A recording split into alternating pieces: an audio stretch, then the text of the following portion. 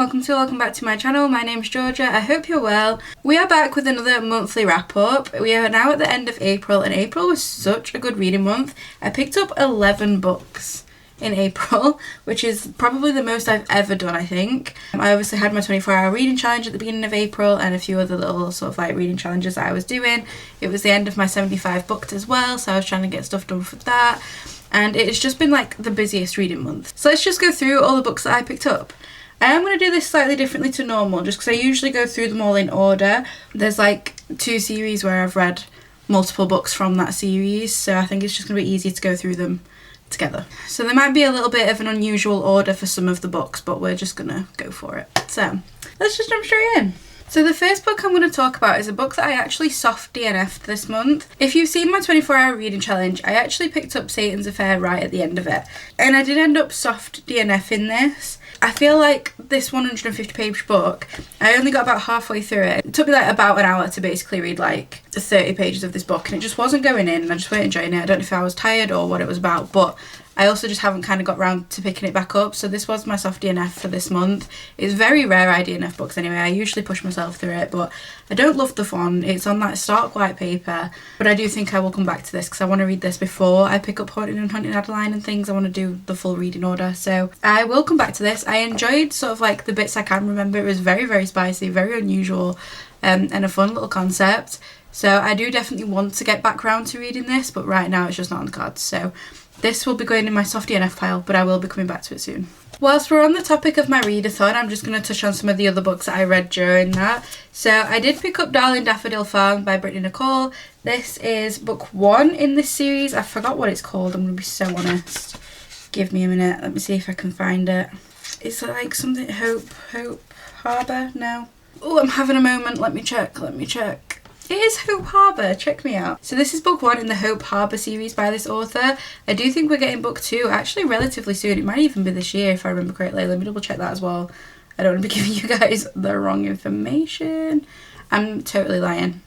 Oh no, I'm not. August. We're getting book 2 in August, and that's Bonfire and Bliss Bookstore. I'm very excited for that one. And I did enjoy this one, but not as much as I sort of hoped. I feel like I found quite a few errors in this book as I was reading it. I wasn't really invested in the characters. I didn't love our female main character in this, and I do think that our male main character was a bit of a pushover, but I'm excited to see what other sort of couplings we get from this series. So as much as I wasn't obsessed with this one, I am very excited to see like the community build and like what else there is to come from this series. So this one I did only rate 3 stars, which is a good rating for me, to be fair. I feel like every time I got a bit pissed off at it, there was something that like really hooked me back in and got me really excited about the characters again. And I felt like I just kept to and fro between like, I'm really not enjoying this and oh my god, this is so cute, I love this book. And I was doing that a lot, but then I think like with the mistakes and with the female character pissing me off as much as she did, I just couldn't rate this very high. So 3-star rating is still sort of like an average to good rating for me. Like I said, I'm going to be continuing on with the series because I do like the sort of like community that we're building, and I am excited to see sort of the other couplings, and we've had some clues for like the other couplings that we're going to get, and I am excited to see those unfold. So I'm excited for the rest of the series, but unfortunately this one didn't hit for me like I wanted it to. But it's still a 3-star read, so I did enjoy it. I also picked up The Night We Met by Abby Jimenez. Now, I find this book so hard to sort of explain my feelings on. This was also in my 24-hour readathon, so if you want more sort of in-depth thoughts and feelings as I'm having them, then definitely check that video out. But I really enjoyed this. I feel like a lot of people really didn't, because as much as there's not like physical cheating, there is pretty much quite a bit of emotional cheating, I guess some would say.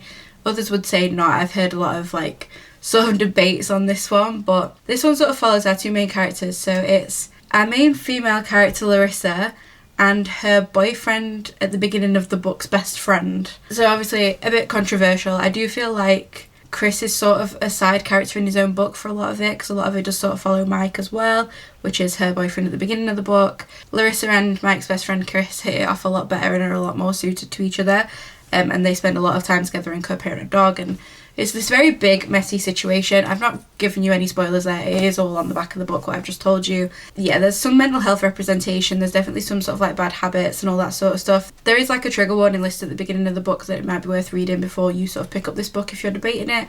I loved it. I rated this a 4.5 stars. I always really enjoy Abby Jimenez's writing. I feel like she's got such a good way of putting really difficult topics into a book.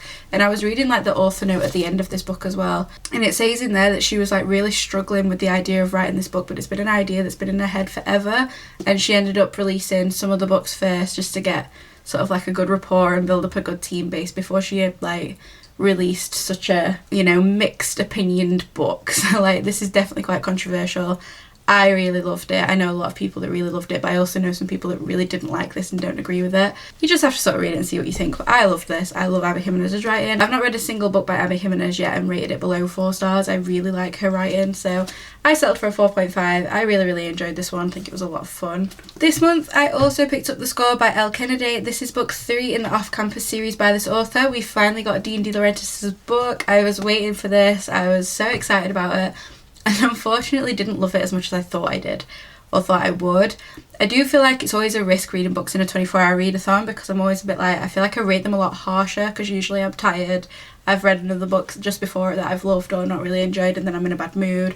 Like, I do feel like my ratings get a lot harsher on 24-hour readathons, but equally looking back I still agree with the ratings that the book's got. So this one's following Dean and Ali. Now they have a bit of like a one night stand, and then Dean is so used to just getting everything he wants, getting the girls, he's such a ladies man, basically ends up sleeping with Ali on sort of like a one night stand while she's avoiding her ex-boyfriend, and it sort of spirals from there. I do like this book. I do think it was fun and easy enough to read, but I wouldn't say it's like stuck in my mind as much as the other books in this series have so far. I feel like the sort of issue at the end of this book in some ways sort of came out of nowhere, and I didn't really expect it, but equally, and was like heartbreaking. It just felt a bit random in some ways, I guess. It kept it interesting. I mean, it means that we're not having repetitive issues, and like, I don't know, it just wasn't really what I expected it to be, and I wasn't obsessed with it either. So I don't know. I did rate this one 3.5 stars. Like I said, I did still enjoy it. It just didn't stick out to me as much as books 1 and 2 did in this series, but still a fun read, still fun, easy ice hockey romance. They are college romances. Just a really fun, easy, spicy time, but with some really sort of distressing bits right towards the end. So again, Elle Kennedy does write some really difficult topics and sort of weaves them into these really fun ice hockey romances. A bit similar to Elle Kennedy in that they are definitely heavy topics in there, but again, always handled so well and with so much respect and love, and I just really like her writing style. If you want something that's just super easy to read, it is written to me quite YA and easy to understand, but obviously they're not YA books and they are super spicy college romances. But if you're looking for a good ice hockey series, I do recommend these books so far. Like I say, I'm next to read book 4, so you know, you don't read 3 books in a series if you don't enjoy them, so I do recommend giving these a go, but this one just wasn't my favourite so far. In April, I also picked up book 2 and book 3 in the Mortal Instruments series. I'm doing the reading order where you read books 1 to 3 in the Mortal Instruments and then move on to the Infernal Devices and then read the rest of the Mortal Instruments series. This is Cassandra Clare's YA sort of like fantasy series. I've read these before. I absolutely loved them. I'm gonna be so honest, I completely forgot what happened in these 2 books. I feel like I've read book 1 in this series like 2 or 3 times now, and I've also watched the film and I've watched the series, but I had forgotten how much drama are packed into these books. I would say that book 2, City of Ashes, does feel a little bit like a filler book, and like we're just sort of figuring out and navigating this new sort of issue that arises at the end of book 1. But then City of Glass book 3, it definitely picks up again, and there's so much drama and so much fun. I do love this series. It is such like a guilty pleasure read for me. I just think that they are so much fun. I love the concept. I feel like there's so much packed into them. We've got werewolves, we've got vampires, we've got, you know, demon hunters and demons and warlocks, and it's so much fun, and I do really enjoy them. I'm looking forward to doing the new reading order. Like I said, I have read the entire Mortal Instruments series before, but never in this way. I want to read sort of like the Red Scroll and all the extras, and then the Infernal Devices. I'm doing the big reading order that I'll leave in the link down below for you guys. It's the one that Emmy did, and she's really raved about it, so I want to do the full reading order this time round. But I am very much enjoying this series, and it's so nice to be back in this world, because I probably read the whole series when I was about 16, 17. Our main female character is only 15, 16 in these books. So at the time, as much as it's like demon hunters and everything like that, the sort of teenage drama of it felt really relatable at the time of me first reading it. Obviously I'm not 15 anymore, so like reading these back as an adult does feel sort of strange, but at the same time, like the contrast between sort of the teenage drama and then like this big war and all this bigger world that they're now a part of is just so intriguing to me. I just absolutely love it. So I rated both of these 4-star. I think they've all been a 4-star on reread so far, so it's definitely an enjoyable series. I'm having so much fun and I'm really looking forward to jumping into the Infernal Devices series. I am so excited, but some solid 4-star reads. This month I also picked up book 2 and book 3 in the Ruthless Boys of the Zodiac series. So we've got book 2, which is Savage Fae, and book 3, which is Vicious Fae. I love this series. This is by the Twisted Sisters. This is my first time ever reading the Zodiac Academy series and I absolutely love it. I started the Zodiac Academy a while ago and then I'm doing the reading order with that, where you read the first 3 in the Zodiac Academy and then you read the 5 books in the, what's this called again? Ruthless Boys of the Zodiac, and then go back to Zodiac Academy. So again, another confusing reading order that I am doing at the minute. I don't know why I've got them both on the go at once, but here we are. And I'm loving this. I absolutely love this series so much. Like, and the drama and the sort of like, it's not even a love triangle. What do you call it when there's 4 guys and 1 girl? What's that? The harem? Is it a reverse harem? I don't really know what the terminology is. I'm going to be so honest with you guys. I'm absolutely loving it. So in this series we're following Elise, who is basically on a mission. She's gone to Aurora Academy to try and figure out which of the kings killed her brother Gareth. And it's basically just her trying to get close to these 4 separate kings to sort of try and figure out what happened. She knows no other information other than like the king killed him. And so she's on this mission, she's trying to figure out what's going on and obviously building some connections along the way, and I just absolutely love it. The teenage drama and the fact that this is set in a college alongside all like these deaths and this murder and this like mysterious club. And if you know anything about the Zodiac Academy, obviously they all have different order forms, so we've got like vampires and werewolves and all that sort of stuff again. So I guess in some ways the series have similar sort of baselines, but they are so different. Like this series and this series are so different. As much as I'm making them sound quite similar, they are completely separate, and these are definitely not YA, whereas these are definitely YA. But these are so spicy. They're so spicy and they are incredible, and the spice just is getting better and better. The books are also just getting bigger and bigger. But all in all, I'm absolutely loving this series. So I did rate Savage Fae 4 stars, and I've rated Vicious Fae 4.5 stars, so 4.5. The ending of this book had me shook. It was literally, I was shook. You can see my reactions to all of these books on my sort of Instagram and TikTok, because obviously I was doing 75 booked at the time of reading pretty much all of these. So honestly, my reactions to the happenings at the end of book 3, I am so excited to jump into book 4. I've just not had the opportunity yet, but at my next given opportunity to crack on with an audiobook, I will be jumping straight into book 4, because I have actually got it downloaded. I've used one of my tokens on Audible to unlock it, and I love this series so much and I cannot wait to get back into it. It is so much fun. I highly recommend this if you're wanting like a fun but mysterious and interesting sort of like college fantasy series to be cracking on with. These are so interesting. There's so much going on that you just don't seem to get bored, and I'm so intrigued. And we're also starting to discover why you're supposed to read these after book 3 of the Zodiac Academy, and I'm so intrigued to see the sort of like merge and more crossovers and stuff. So definitely a series I recommend at the moment, but obviously I am only 3 books into Zodiac Academy and 3 books into Ruthless Boys as well. Another book that I picked up in the month of April was Check and Chase by Clara St. James. This is another ice hockey romance. These are incredible. This is book 1 in the Breakaway series. This is actually the old edition as well. You can now pick up the new edition of this book. It's been sort of like revamped. They've got a new design, and book 1 has also been sort of like edited and rewritten a little bit. I've got the old copies. I will be repurchasing them because book 3 is coming out this year and I want all my editions to match. This one is book 1. This one follows Emma and Chase, and this book is it's so good. It is divine. I love it. I have already read book 2 before. I read it a couple of months ago, so I've now gone back and read book 1, and I absolutely love these characters. I would recommend reading the books in order. So they're interconnected standalones, but they are very heavily connected. So like this couple we see all the way through book 1, but it was in some ways it was kind of nice to go back and see how they got to that point. So I did really enjoy that element of it, but I would recommend reading them in order. They're spicy, they're dark in some ways, they're meaningful. This one talks a lot about PTSD and injury in sport, and I really like that side of it. So she's basically his PT, but there is a lot more to it than that. There's fake dating. it's incredible. It's incredible. I love it so much, and I am sort of intrigued to see how different the new version is. I know that one of the injuries in the book is different, and also just like some scenes in this one are taken out. But when I was reading this one, honestly, the things I thought were going to be like the third act conflicts were happening at like 20%, 60%. They were happening so much more than I expected.